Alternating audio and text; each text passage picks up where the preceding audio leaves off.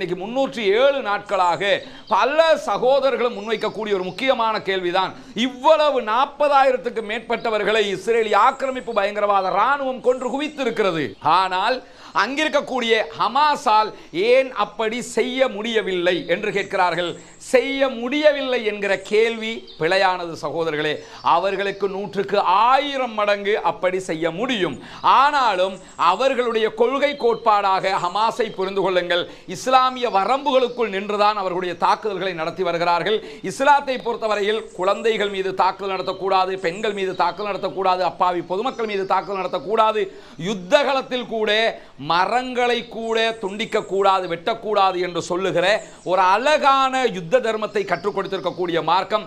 எக்காரணம் கொன்றும் மாற்று மத தலைவர்கள், மத போதகர்கள், மத தளங்கள் என்று யுத்தத்தை காரணம் காட்டி அப்படியான அநியாயங்களை செய்யக்கூடாது என்பதெல்லாம் இஸ்லாம் மக்களுக்கு விதித்திருக்கக்கூடிய யுத்த தர்மங்களாக இருக்கிறது, யுத்த விதிமுறைகளாக இருக்கிறது. எனவே தங்களுடைய நாட்டை மீட்டெடுப்பது எப்படி ஷஹீதுடைய அந்தஸ்தை தருமோ, தங்களுடைய நாட்டுக்காக அவர்கள் தியாகம் செய்வது எப்படி மறுமையிலே அவர்களுக்கு வெற்றியை தருமோ, அதே போன்றுதான் அவர்கள் அநியாயம் செய்துவிட்டால் அது அவர்களுக்கு பாதிப்பாக அமைந்துவிடும் என்பதால் மிக கவனமாக இஸ்ரேல் மீதான தாக்குதல்கள் அனைத்தும் இஸ்ரேலிய ராணுவத்தை நோக்கித்தான் அவர்கள் செய்து கொண்டிருக்கிறார்கள்.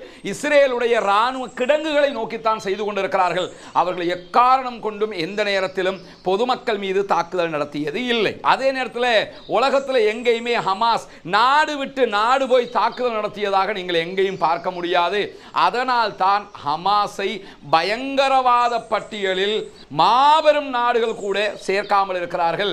அமெரிக்கா, பிரித்தானியா, ஜெர்மன் உள்ளிட்ட ஒரு சில நாடுகளை தவிர வேறு யாரும் ஹமாஸை பயங்கரவாத பட்டியலில் சேர்ப்பதில்லை. காரணம் என்னன்னா, நாடு தாண்டி அவங்க போய் தாக்குதல் நடத்த மாட்டாங்க.